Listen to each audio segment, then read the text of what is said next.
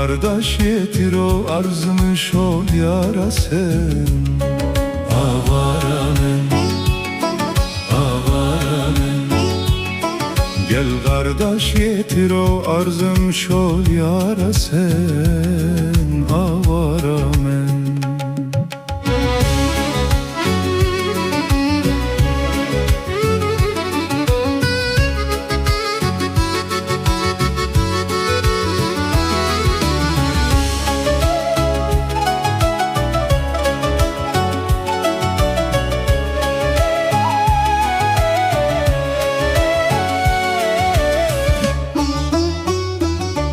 Sen yaramen, dildaramen, derdimni diğer eşkaramen, uşkumda yanan bir çeremen, geldim seni görsem deyip bazaramen.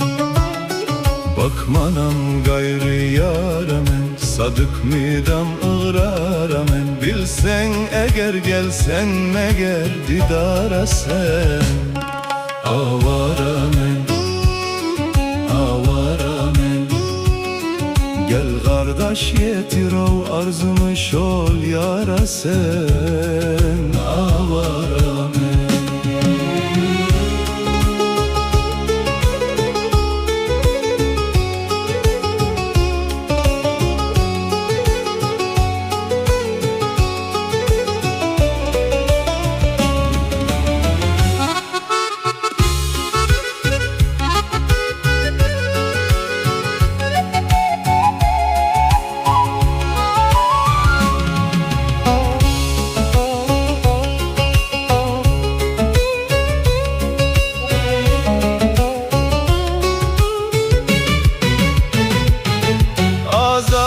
Sen dünyada sen görkün bilendensiz peri, tuttun yürekte sen yeri.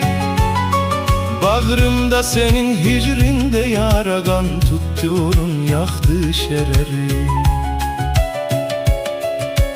Dünya,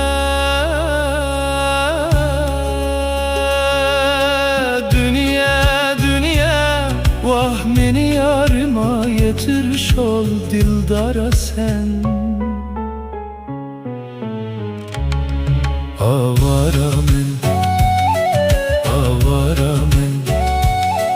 Gel kardeş yetir o arzını ol yara sen. Avaramen.